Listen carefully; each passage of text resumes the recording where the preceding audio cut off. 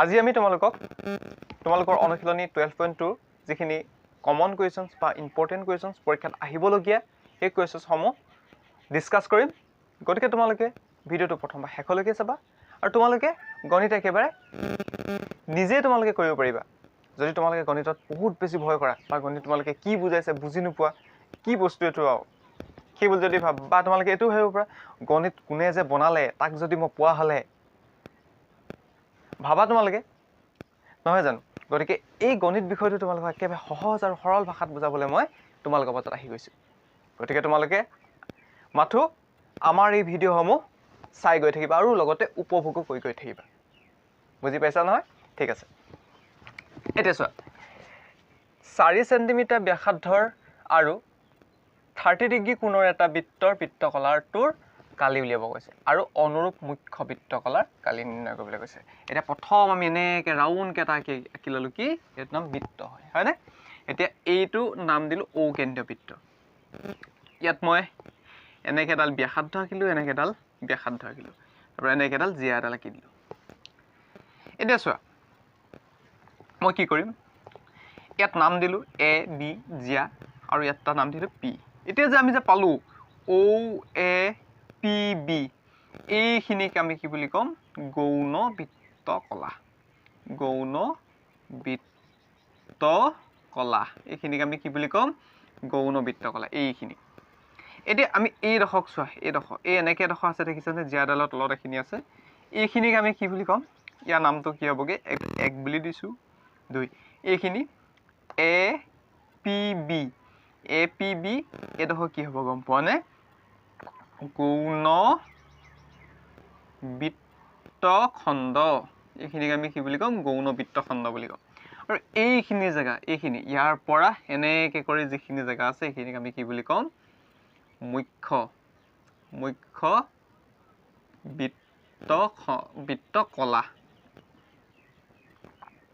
নিশ্চয় বুজি পাইছা? আৰু এটা ইয়াত আমি কি পাম চোৱা, তোমালোকে ইয়াত এটা ত্ৰিভুজো পাইছা। ত্ৰিভুজ কি পাইছা? OAB এটা কি হৈছে? ত্ৰিভুজো পাবা। এইখিনি কথা প্ৰথম তোমালোকে ইয়াত জানিব লাগিব। এতিয়া মই প্ৰশ্নটো মতে চাম। এতিয়া এই বৃত্তটোৰ ব্যাসাৰ্ধ কিমান বুলি কৈছে? 4 চেণ্টিমিটাৰ। ব্যাসাৰ্ধ এডাল হয়নে 4 চেণ্টিমিটাৰ? আৰু ইয়াত কিমান কৈছে? 30 ডিগ্ৰী। কোনটো কিমান কৈছে? 30 ডিগ্ৰী উৎপন্ন কৰে। তেনেহ'লে আমি কি কৰিব লাগে? বৃত্তকলাটোৰ কালি উলিয়াব লাগে। এতিয়া চোৱা, বৃত্তকলাৰ কালি কেনেকৈ উলিয়াম চোৱা। এইটো বুজি পালা নিশ্চয় তোমালোকে। এতিয়া মই লিখি ল'ম, দিয়া আছে গিভেনে লিখি ল'বা।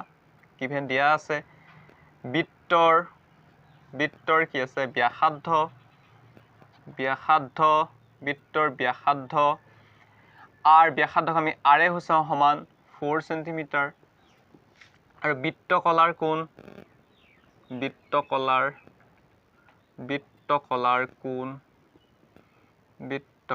কোণ কিমান আছে? থিতা বুলি ধৰোঁ। থিতা সমান কি আছে? 30 ডিগ্ৰী।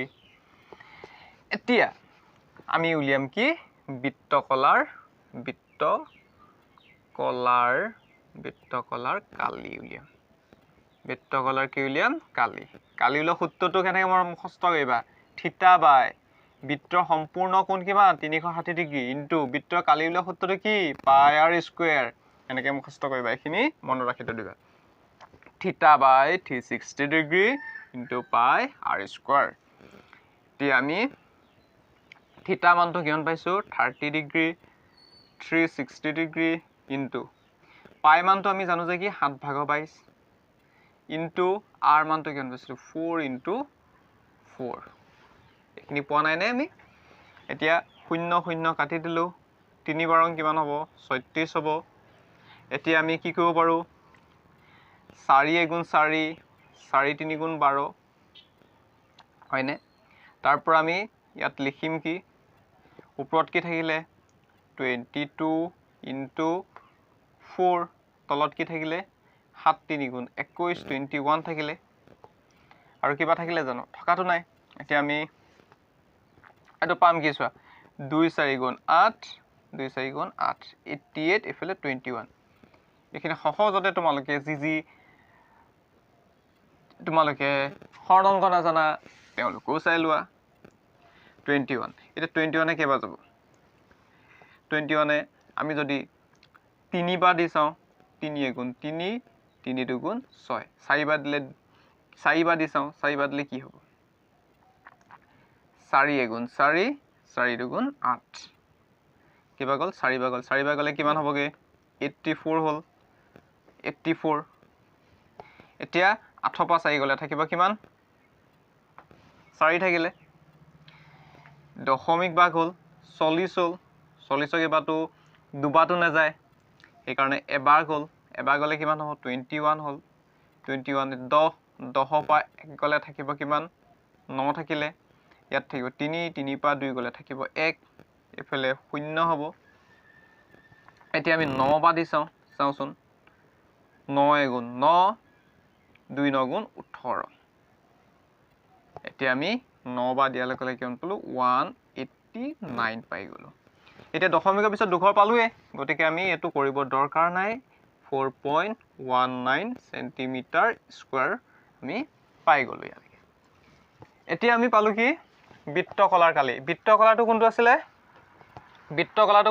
আমি বৃত্তকলা কোনটো আছিলে O A P B আছিলে এতিয়া O A P B ৰ কালিটো পালো হয়নে এতিয়া আমি ইয়াত এডখৰ তোমালোকে লিখি লোৱা ধুনীয়াকে ভিডিওটো পোষ্ট কৰি তোমালোকে লিখি লবা ইয়াৰ পিছত আমি মুখ্য বৃত্তকলাৰ কালি উলিয়াম এতিয়া আমি কি উলিয়াম মুখ্য বৃত্তকলাৰ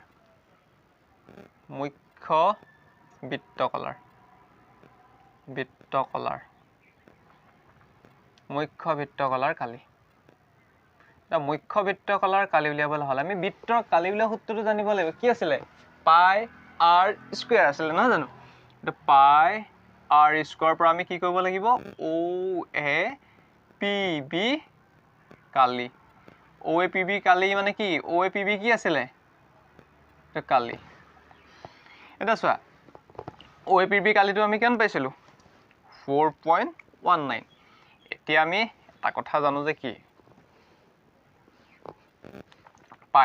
পাই মানটো কি হয় আমি দুটা লিখিব পাৰো পাই মানটো এটা হল কি 22/7 লিখিব পাৰো আৰু এটা কি লিখিব পাৰো 3.14 যদি তোমালোকক 3.14 দিয়া থাকে তেতিয়া হল 3.14 লবা আৰু যদি 22/7 যদি দিয়া থাকে এটো লবা এতিয়া r মানটো কিমান আছে r মানটো কিমান আছিলে ব্যাসাৰ্ধ 4 আছিলে 4 * 4 minus 4.19 সেন্টিমিটাৰ স্কয়াৰ হ'ব এতিয়া আমি 22 * 4 4 গুণ কিমান 16 এফালে কিমান থাকিলে 7 থাকিলে এখিনি আমি মোহাৰি দিছো মাইনাস কি থাকিলে 4.19 এতিয়া আমি কইলে কিমান হ'ব 16 22 2 6 গুণ 12 2 কলিব 1 2 6 গুণ 12 একে 13 হ'ব 2 গুণ 2 2 গুণ 2 2 3 2 5 2 একে 3 এতিয়া আমি ইয়াক আমি 7 ৰে কইলে 7 5 গুণ কিমান হ'ব 7 5 গুণ 35 35 হয়নে এতিয়া ইয়াৰ পৰা আমি কি কৰিম চোৱা এতিয়া শূন্যটো হ'ব ইয়াতো শূন্য বাঢ়ি যাব এতিয়া 2 টো নামি আহিলে তেতিয়া হলে 2 টো নামি আহিলে দশমিক হ'ল 20 হ'ল 7 কিমান যাব 7 দুগুণ 14 হ'ব 18 হ'ব এতিয়া কিমান থাকিব 6 থাকিব 14 6 20 হয় 6 থাকিলে 60 হ'ব 60 হলে 7 কিমান যাব 7 8 গুণ 56 7 9 63 7 8 গুণ কিমান হ'ব 56 56 হ'ব দশমিকৰ পিছত দুঘৰ দৰকাৰ নাই গতিকে আমি ইয়াত পালো কি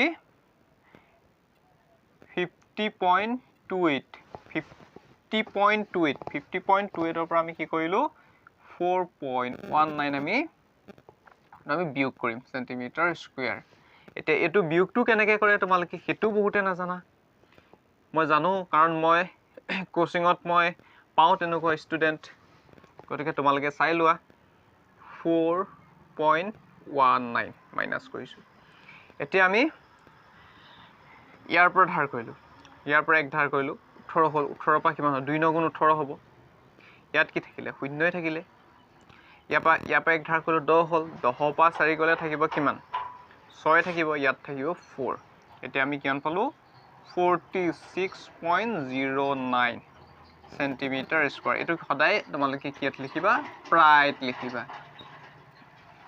নিশ্চয় বুজি পাইছা তোমালোকে অংকবোৰ সহজ কিন্তু তোমালোকে অংকবোৰলৈ ভয় কৰা যে সেইকাৰণে তোমালোকৰ অংকবোৰে পুৰা তোমালোকক ভয় খুৱাই থাকে মই আহি গ'লো তোমালোকৰ মাজলৈ এতিয়া তোমালোকে কেতিয়াও অংকলৈ ভয় কৰিব নালাগে অংকও তোমালোকক ভয় নোখুৱাই কেতিয়াও মনত ৰাখিবা